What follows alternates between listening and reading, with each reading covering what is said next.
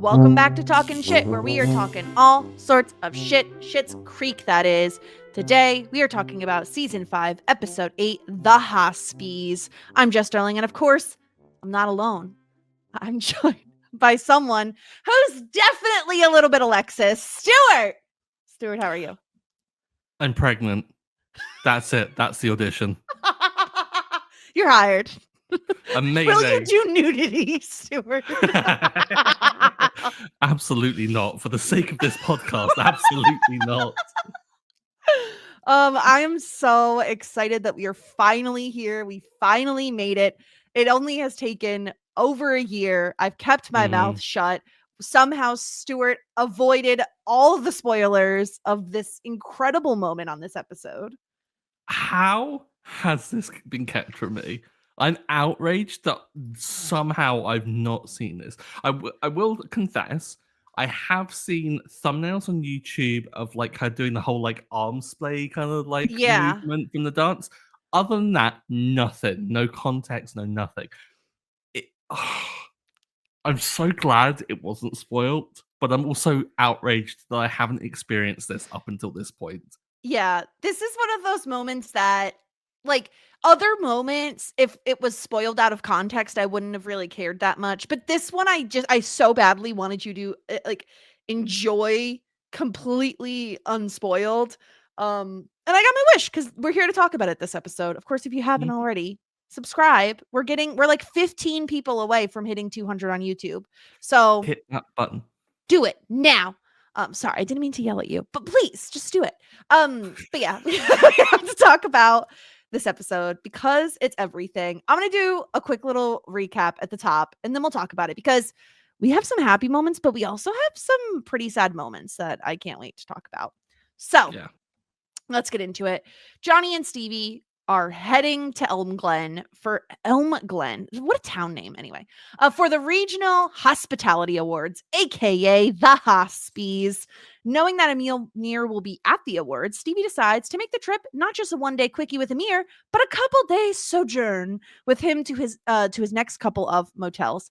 Things don't go as planned though, when Amir doesn't want to take their relationship to the next level and breaks up with a broken-hearted Stevie. Luckily, Johnny is a gem and a peach and takes care of her, and Moira later approaches Stevie about playing Sally in Cabaret, baby. Speaking of Cabaret, Jocelyn and Moira are still trying to find someone for the role of Sally. When Alexis overhears, she demands she audition with her critically reviewed song, A Little Bit Alexis. She's an icon. She's a queen. She's terrible, but it's incredible. We love to see it. She ends up with some cat role or something where she wears like a sexy outfit and she has no lines. But she seems okay with it. So are we. Lastly, David and Patrick have hired Ronnie to fix the store's bathroom for public use. But when things get delayed, Patrick tries to play hardball with Ronnie, who will not be trifled with. A gift basket from Rose Apothecary fixes up the situation, though, as their bathroom is getting retiled. Stuart, that's our episode. Hands down, one of my favorite episodes thus far. Just it is such a belter of an episode. One thing I will say though, before we get anyone writing in, it's not a cat role that Alexis has. She's a Kit Kat Club dancer number 6. So sorry. Yeah. I don't know what that means. I don't know what that is. I heard cat and I wrote it down. Which makes me think that we need to make you watch Cabaret, because I haven't seen it in the longest time and I barely kind of remember a lot of the kind of details. I was very tempted this morning when I rewatched the episode to do some research on Cabaret, because I have some notes as to like who will be starring in this, of the townsfolk who will be starring in Cabaret. And I need to know exactly what their roles are to be able to judge if they're well cast, you know? Yeah, no, that makes complete sense. I am concerned. Not that I have a great knowledge of Cabaret, but I'm just concerned by Ray's presence on that board. What is Ray doing there? He's a jack of all trades, Stuart. He's a photographer. He's a real estate agent. He does everything, including performances. We hope. We hope. Yeah. Yeah. Um so I mean overall you said this is one of your favorite episodes. Where do you want to start? We have 3 different storylines to discuss. Three really strong storylines as well, I thought. Like, Yeah. we always talk about like that kind of ABC plots and stuff like that. I felt like there was some solid A's and B's. I don't think there was necessarily a C plot, even though the David and Patrick is probably that one. Should we get that one out of the way? Yeah, let's do it. They decide like the cafe has a public bathroom, so they get a ton of foot traffic and they're like we can't keep this bathroom private anymore. And David orders some kind of very expensive unique tile. Ronnie runs out and it seems like I don't know why, but this is interrupting the rest of the business. Why do they need to like tarp off the rest of the building? I guess if you're cutting marble tiles, that like it gets really dusty and stuff like that, so you have to tarp over everything and Sure. stuff like that. Seal the room, That's what I'm like saying. like seal that off and stuff. Yeah. But again, any excuse for things to be as they are. I kind of this whole thing just made me so angry with Patrick, but also I've Mm. never identified with him more because Mm. I think Mhm. everyone's been in that situation where you're like you're desperate for something to be done. You're waiting on someone else, and it seems like they're moving at a glacial pace, and you're just I don't want to be that person. I don't want to continually chase you, but unless I do, it's not going to get done. So where is the thing I was Yeah. promised? Uh, Not a Yeah. good look. I'm definitely Patrick in that I would wait until Ronnie leaves to be like, "How dare she?" Blah blah blah. I would never say it to her face. And that's where Patrick and I differ. I just don't think Hmm. I could. I mean, he's right that sometimes contractors get delayed for like reasons that aren't understandable. In this situation, I don't understand how Patrick can get upset because she ran out of tile. Like, what do you want her to do? She doesn't have the tile to work on the bathroom. It's not like she's like, no, I have an event today I have to go to. I'm busy. She doesn't have the tile, Patrick. And I appreciated that they put this on Patrick and not David. I think an easier story to tell is one where David is the one like complaining. But Hmm. Patrick, as the person who's like very business oriented, is probably like, we've been closed for 2 days. Like, we're losing money on this every single Yeah. day. And David is definitely not going to be standing up to Ronnie. Like, not David anytime soon. David is so casual about this whole thing. Like, I think David sees the bright side of just being like, we don't have to deal with customers. Like Mhm. this is great for a time period. Let's embrace this time where we, you know, can hang out and not have to worry about the store for like 5 minutes. Because I imagine as like Yeah. two co-owners who don't seem to have another person to work there, that it must be incredibly difficult to constantly keep the desk manned like 24, well, not 24/7, but like 9 to 5 when it's open. Mhm. It's just embrace that time off. But yeah, it lends itself so well to Patrick's very type A behavior of just like I must control everything, or at least be business wise, like be in control of everything. It's so strange how he can be incredibly casual and calm in many aspects of like relationships and be that safe pair of hands for David. But when it comes to like the business, this is his thing. And Mhm. so there's a lot of pressure to like for it to not go wrong. Mostly because I think that he knows that should things not go to plan, that David is just going to use it as an excuse to like throw Barb's his way as like a wind up. And Yeah. so of course it's like I need to avoid that world in which I'm constantly teased. Yeah. That's really fair. And, Patrick confronts Ronnie, which is definitely not the move, as she was Mm. treating Roland to lunch because he was able to get some tile for her. I love that they try to smooth things over with a gift basket, and she specifically asks about, like, blue cheese, and David's like, Yeah. "It's really expensive cheese." So and then they're like, but we can run it over. Yeah. Yeah, it's perfect. Anytime we're involving some of these side characters, I'm always happy. I love seeing Ronnie. I love that Ronnie has a little bit of an edge to her, that she's not a pushover. that she's willing to stand up to people. She just enhances the scenes that she's in. So Mhm. I did like this storyline as like a filler, like not a filler, like it's just okay, just forgive me, all right? Because I'm gonna make a comparison that probably doesn't make any sense to most people, but I Mhm. just got into mosaicing, and I feel like this story is like the grout because it just fills in the gaps, you know? Like the tile is the Johnny and Stevie and the cabaret storyline, and the grout is David and Patrick at Rose Apothecary. Check her out, everyone. Poetic as Thank you. shit. Thank Like, you. yeah, absolutely true. Like, also bringing in tiles. Who are you, Jess? This is outrageous. No, it's absolutely true. No, this really is. It's the thing that kind of like holds everything together. You've got like you've got the absurdity of cabaret. You've got the emotionality of everything going on with Stevie, and so of course, like kind of you've got to like glue it all together in some way, Yeah. and this absolutely works like that. Yeah. Yeah, it fills in those gaps. Anything else on the Rose Apothecary bathroom? I mean, the calligraphy workshop sounds nice. I mean, it does, but I kind of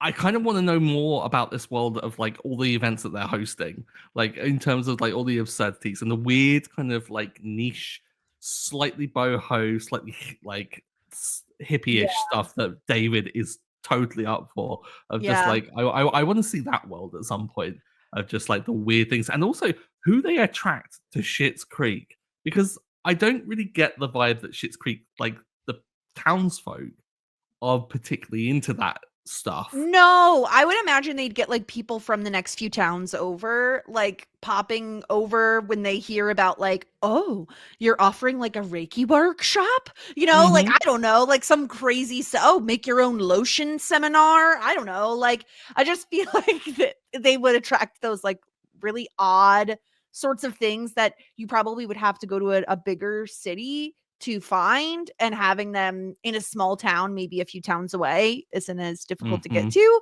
So at least they're doing good business if they're hosting these little workshops and Yeah. seminars and stuff. Yeah. I wonder if there is like maybe not the Hospies, but like I know the retailies or something. Maybe they're gonna get like some sort of like Retailies. some little small shop with like awards Yeah. and stuff like that. Who knows? Yeah. Stuart, next, would you like to laugh or cry? Oh god.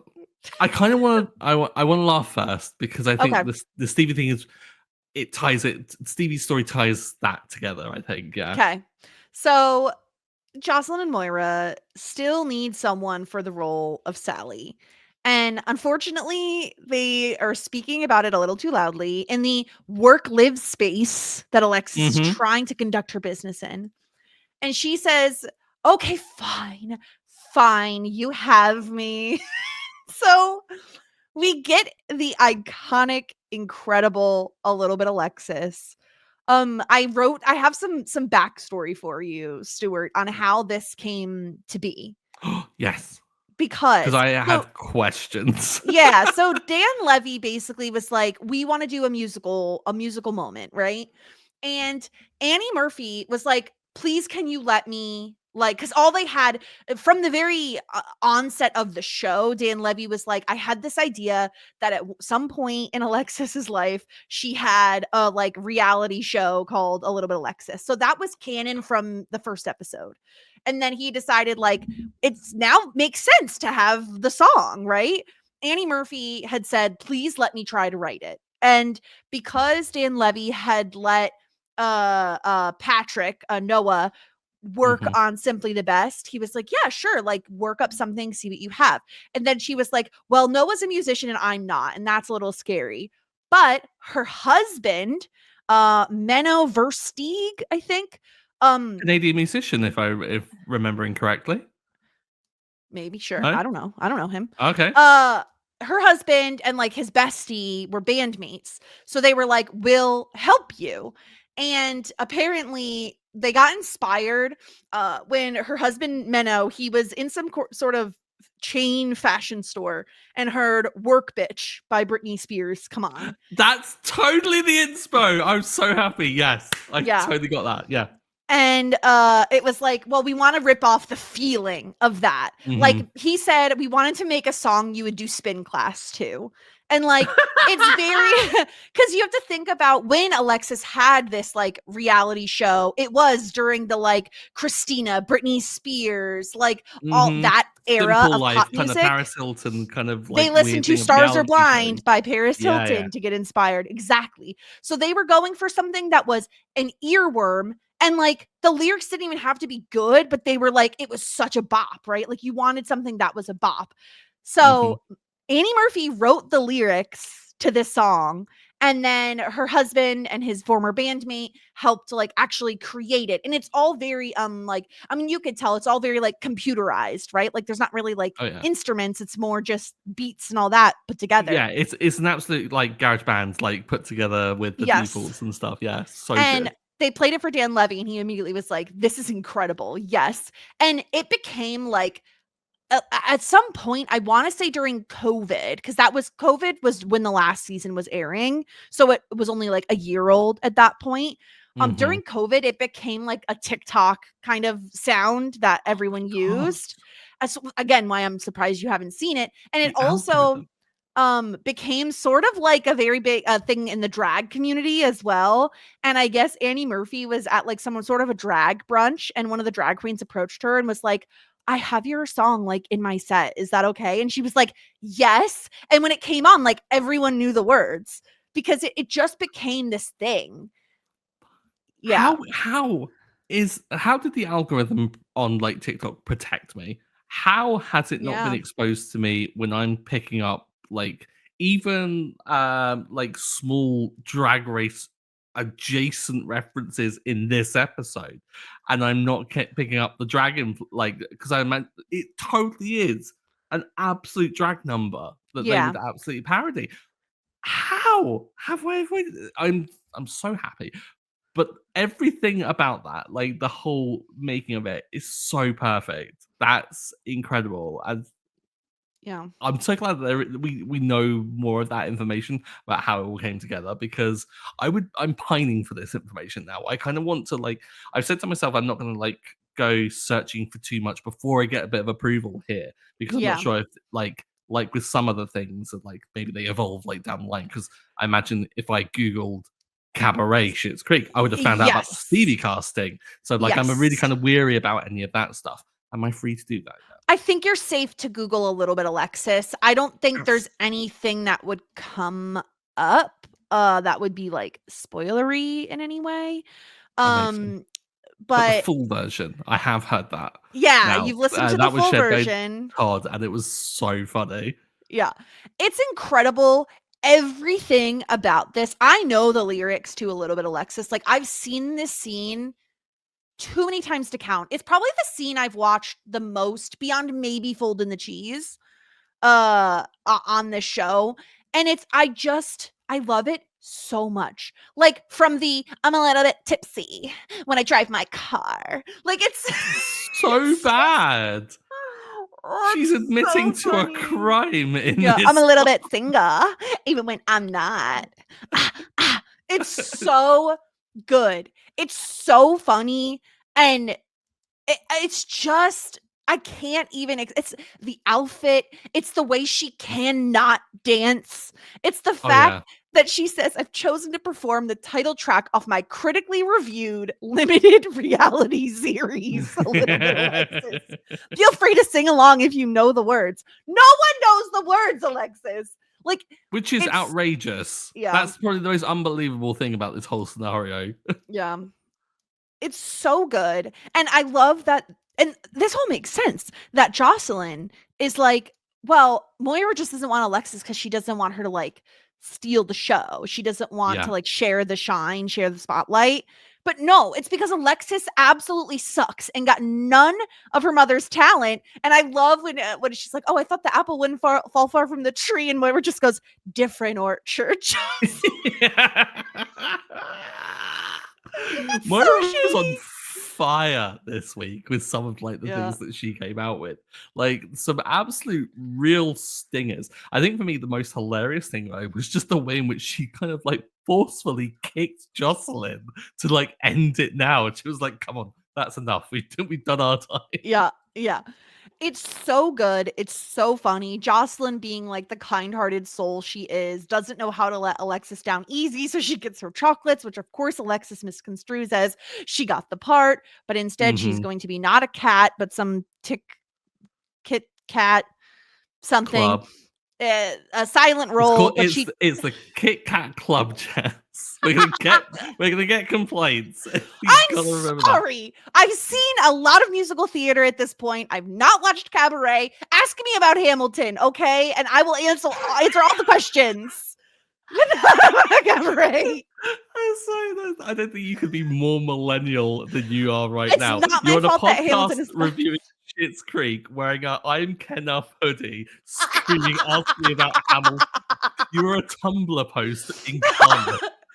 I like what I like. I like Hamilton.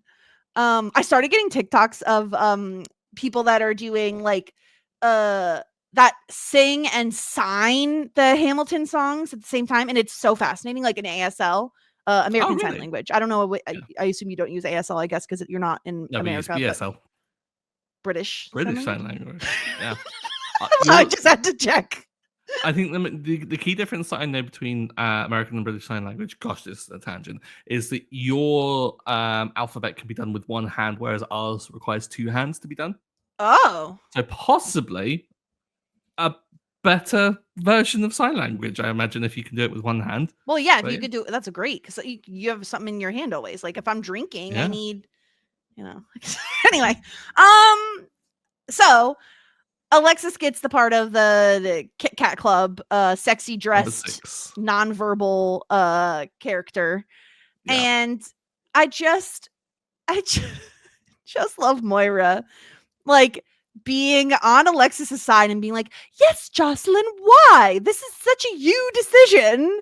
And then immediately switching to Jocelyn's side when Alexis is happy with the role of Kit Kat Oh Club. yeah.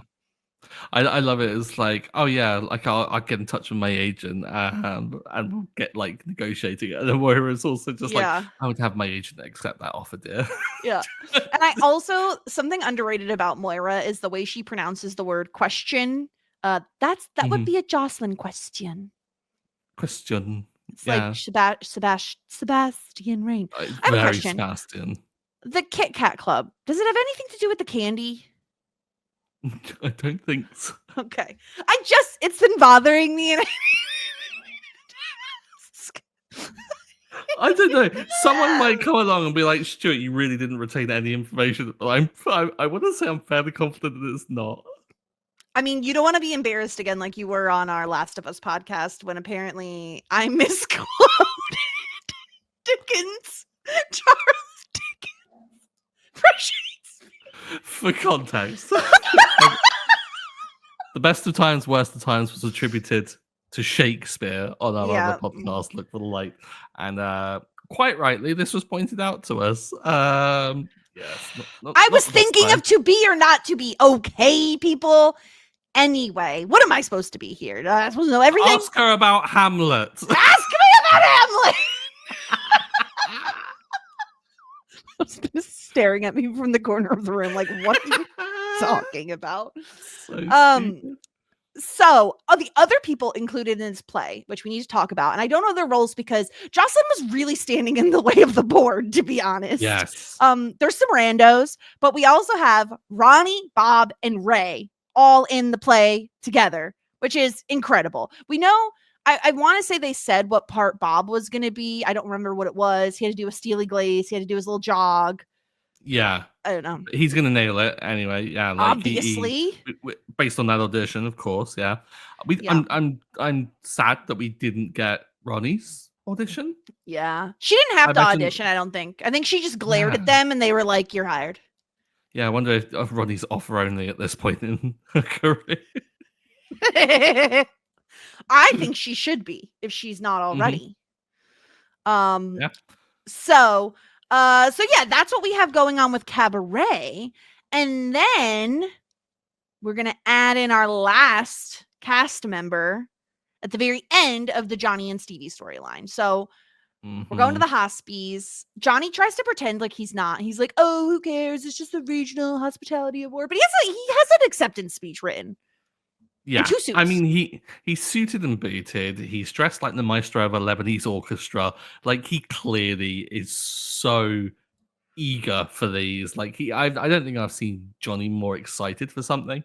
Because it's Yeah. like it's a pat on the back for some good hard work that they've put in, and also it's just a super corporate event. Like this is his old world, right? This is him Yeah. reliving the glory days. Yeah, this is his thing.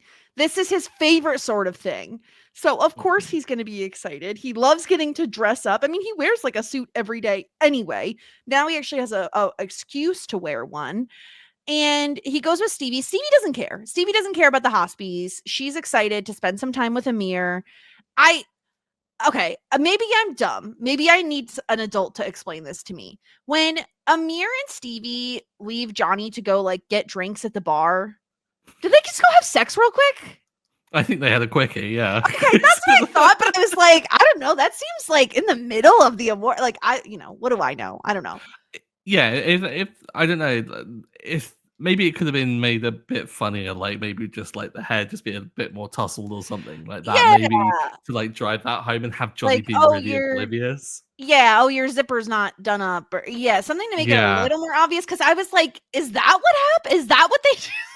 Is that what they just did? That or they just went for Yeah. like a little private spooch for a bit, maybe. Could be that. Could I be mean, more innocent.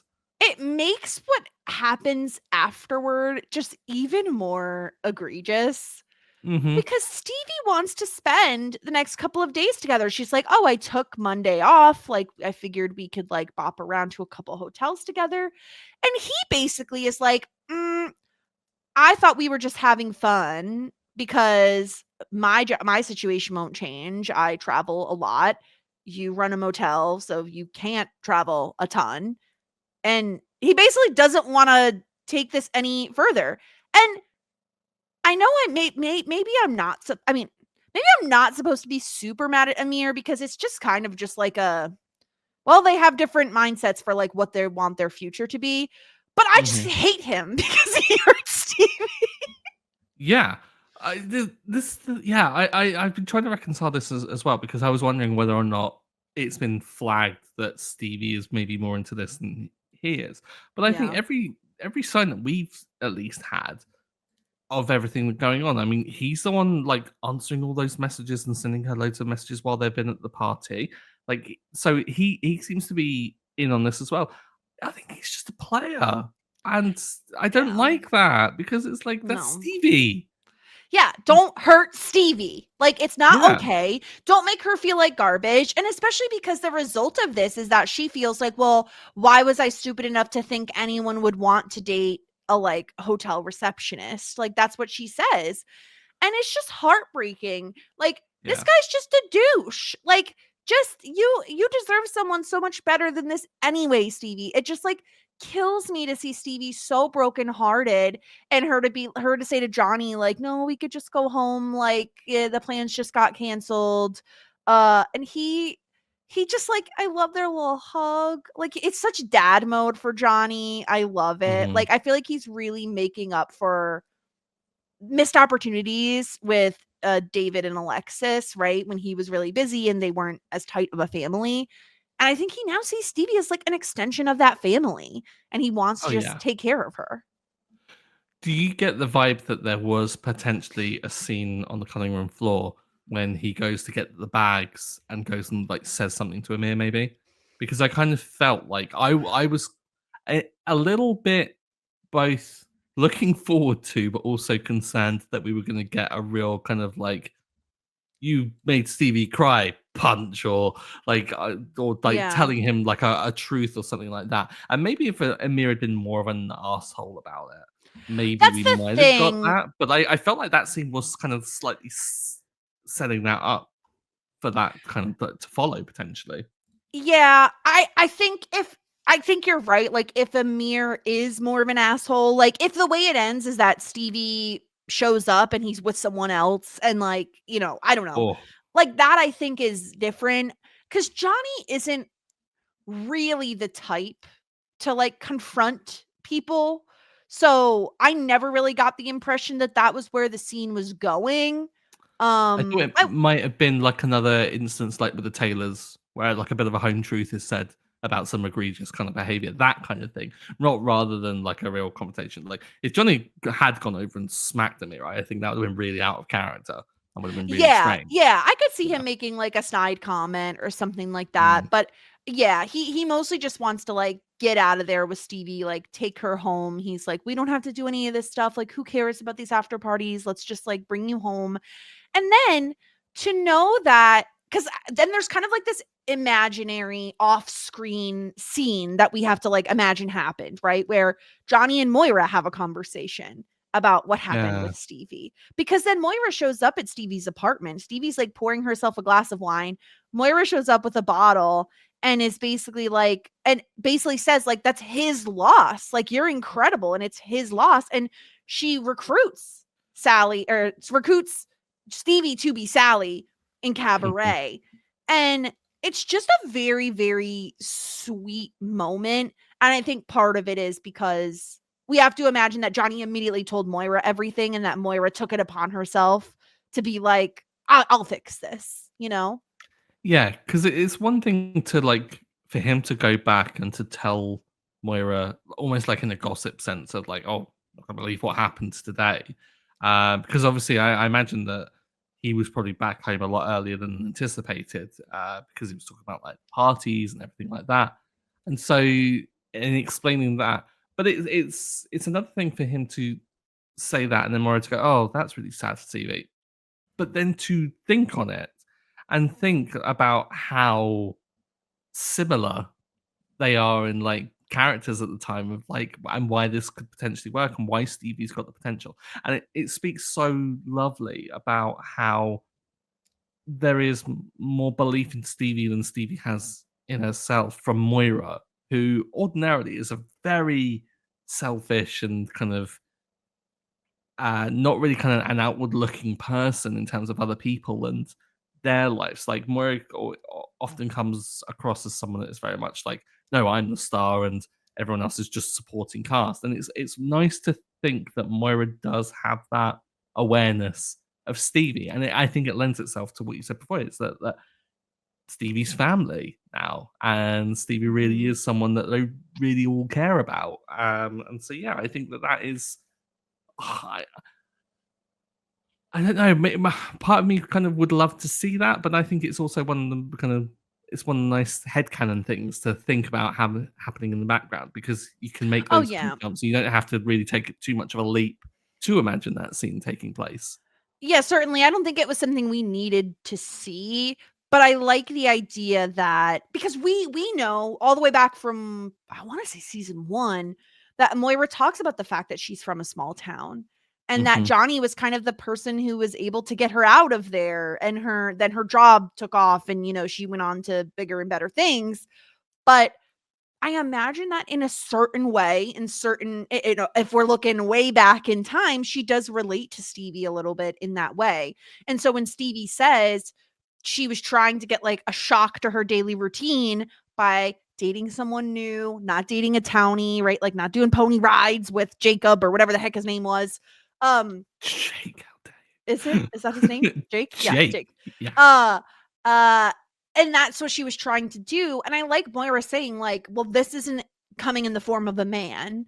Hmm. This cabaret show, as we heard in last episode, jolted her out of her routine. And so she's hoping it will do the same thing for Stevie. And I think, she it relates Stevie to Sally, saying like she's a headstrong young woman who's been knocked around a few times, looking to make the most of herself. And I think she can see that Stevie would be a good fit. I mean, they also don't have anyone else for the role. And so I think that kind of works in her favor as well. But I think kind of a two birds, one stone type of situation Yeah. for Moira. Because let's not overlook the fact that this is also very helpful for Moira to round out her cast, Yeah. to get someone in the lead role, especially someone who she has some level of control over in terms of like she sees Stevie every single day, she's right down the hall. Mhm. Yeah. So yeah, I just love this moment because I don't think we've really established this Stevie Johnny relationship and kind of like this father daughter dynamic they have. Moira's rarely involved, but I find that whenever we do get Moira Stevie scenes, they're often more sentimental. And there's Oh, usually, yeah. right, like the episode I'm thinking where Moira's death is like all over the news. And Stevie is just like, well, isn't it nice that like so many people like cared? Like they do often have these like minor heart to hearts. And Yeah. I really love this one for that. Yeah, I think it works so well, and my heart grew like a million times, like as I was watching it. Of course, it was hilarious when she's there and like saying, praising herself and be like, "This inspired piece of stunt casting was an idea all on my own," Mhm. because it's like trying to avert that kind of belief that Johnny's like said, "Oh, well, why don't you give her that to like cheer her up?" And it's not that. It is that I think that it's an idea that Moira does come up with because she kind of sees those parallels and also sees the potential in Stevie that Stevie doesn't see in herself. But of course, she has to level and tell the truth and be like, and we can't find anyone else, which is Yeah. so funny in the delivery. But like, it does lend itself to seeing the potential in Stevie. Like, even in the beginning of the episode, where Stevie looks fantastic and Johnny's trying to like say, "You look amazing," and Stevie's just not having it because there's this real lack of confidence in Stevie and this kind Mhm. of really detrimental view that she has of herself as someone that kind of just sits behind the desk of a motel all their life. And it's like, Stevie, you're so much more than all of these negative thoughts that you have. You're wonderful. And I think of I think it speaks to such a high degree of how wonderful she is that the roses of all people see it the most in them. Like the people that Mhm. ordinarily don't see other people in such a kind of complex way, they see it in Stevie because she's been stern with them. Like she's very much like didn't take or tolerate any of their BS very early on, but she has always Mhm. been there as a kind of supportive person for them. And of course, they see like a spark in her. Like I think everyone sees in Stevie. This is why Yeah. Stevie's such a fascinating character, and why I kind of at times in the past I've been very kind of like we need more Stevie, and I've been really kind of like down on the fact that we haven't had as much Stevie as I want. But then I also think that that really lends itself to this slow burn that we've had with the character, where now we're really getting a Stevie shine, and I'm like, this feels really earned because it's been there, like this untapped Yeah. potential, and we're finally like kind of seeing it. I think this is fantastic. Yeah. Oh, I'm trying so hard to bite my tongue right now because there's more I want to say that I can't say now because we're like, wait till the end of the season sort of stuff to like talk about it properly. But what I will say is when you would complain about the lack of Stevie and like wanting more storyline for her, I remember thinking, I cannot wait to get to the storyline because Stuart's going to love it. Like I totally agree with you. Stevie is a character who is unlike many other sitcom characters because she is more of like the straight man. Like she doesn't have this like pizzazz that a lot of these Mhm. these characters do, and that's for good reason, right? Like let the Moiras of the universe, let the Roses all together have the pizzazz. Stevie is more of your straight man, but she has a spark that the Roses can recognize, right? Like they're good at seeing talent. They're good at like seeing the talent and just sparkle in someone even if they don't see it in themselves. So I really love what they've done with the character of Stevie. I think there were times where we were saying, gosh, I really wish we could get more Stevie and David together. Like their scenes are so much fun. And it does, because we've waited so long to get a storyline like this, it does feel like we've really, really earned it. We've paid our dues. We've been Mhm. waiting. And change doesn't happen overnight. It's just like unrealistic to hope and dream that characters will change in massive ways in just like one season. So for us to be on season 5 and we're finally starting to get some like Stevie growth moments, not that we haven't had some, right? I think her going into business with Johnny certainly is like a huge step for Stevie. But the more emotional growth moments, I think, it's really fun to see them start here with Moira. And of course they have to end on the joke of Moira being like, "Oh, I see you've already opened a bottle. I won't burden you with another one." The line back. It's just iconic. So funny. In the same episode where David is like, "Oh, but so you don't need the basket anymore? We're all good." It's like, yeah, these same orchard, same tree, like those two. Yeah. No, overall, I really enjoy this episode. I think it has both the incredible comedy of a little bit Alexis, and then also the heart of like the Johnny Stevie storyline with the grout of the Rose Apothecary storyline. The poetry. Anything else about this episode, Stuart, before we get into some feedback that we got? I mean, there were too many good like one-liners in this like episode to really kind of like scream out. Like the Roland even had a really funny scene with like the whole Brad Pitt, his handsome brother, and Johnny. like, Johnny. Like, just the silly things like that. As well. Like I quoted that earlier, but the Lebanese maestro line really made me laugh when it like happened. This was chock full of like quality, decent quotes, but also so many that like again, like it's just it's so packed with things that it's hard to really pull out like distinct ones because I think this whole episode like fired on all cylinders. I don't think there was really a misstep at all with this episode. Yeah. So yeah, I think you really can guess my rankings for it, but we'll get into that, I'm sure. Well, let's get into some feedback first. From last podcast, we did hear from Jared saying, I agree with Stuart that I do not want to see more of Gwen.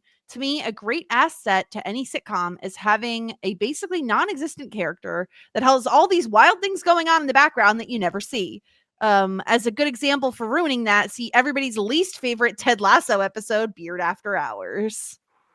Oh, I liked spicy. Beard After Hours. I liked that episode as well. Yeah, it was fun. I do see what Jess saying though, because like the Beard episode obviously is one of the worst ranked episodes of like Ted Lasso, and it had a lot of backlash because it was just like absolutely like different than what was expected. Yeah, we're taking a diversion. When people were really wanting like that comforting warm hug of Ted Lasso.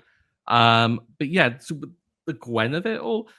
Yeah, I think if I was to tolerate just a smidge more Gwen, maybe her turning up with even just more absurdities, but like in background shots or something that just make you go, "What the hell is going on?" Would be quite funny. But I also do love the kind of exposition comedy, like with Alexis and Gwen and all of these weird things that they get up to. I like just being told about it sometimes. Yeah. Oh, just love Gwen. We also got feedback from Jen. My favorite part might be that Alexis is represented by Alexis Rose Talent, but the entire thing is absolutely perfect. Of course. Oh my god. Do you think she's actually got the business cards for it, or is this just an on the fly kind of making up the business? I think she probably has the business cards. Yeah, I like to think that she probably has, just in case. Yeah. Also, it does very much track. We were talking about like, Christina Aguilera, Britney Spears, all that stuff. When Johnny says she wanted to be the next Jessica Simpson, that rings true to me. Do you remember when Jessica Simpson had like edible? Do you remember Jessica Simpson? Do you remember when Jessica Simpson had like edible beauty products where they would like hold on, I need to look this up. Edible, it was edible like lotions and stuff like that. Why would you want edible lotions? I don't know, but they were like dessert themed.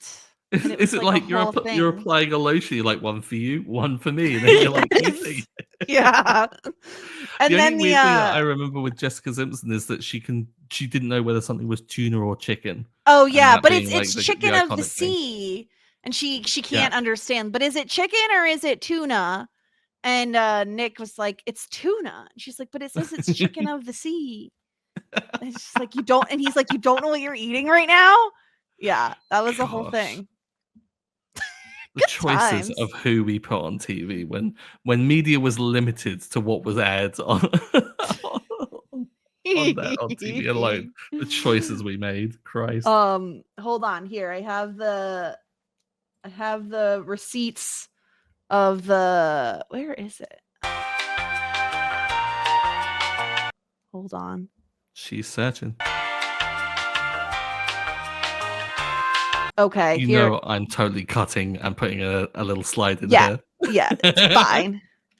This is it. And you could eat it. She had all these different lines. What? Dessert beauty. Why? Just why? Also, that's one of the worst Photoshop jobs I've ever seen. I mean, yeah. Just listen, she's trying her best, you know? She's trying. Okay, let's move on into our ratings. Where we give out simply the best and disgruntled pelican points. Stuart, do you want to go first? Who's simply the best for you this episode? Tough episode. Tough episode. Because Yeah. really, I mean, I think there are 3 candidates simply the best Yeah. this time around. I think I'm gonna go with possibly a safer option. I'm gonna go with Moira because she was tied to so many of the kind of good things. And also the gesture of casting Stevie, like, and seeing the potential in her and actually being one to act on it, I think is a very kind of lovely thing to do. So I'm gonna go Moira. I'm interested to Okay. see who you go with.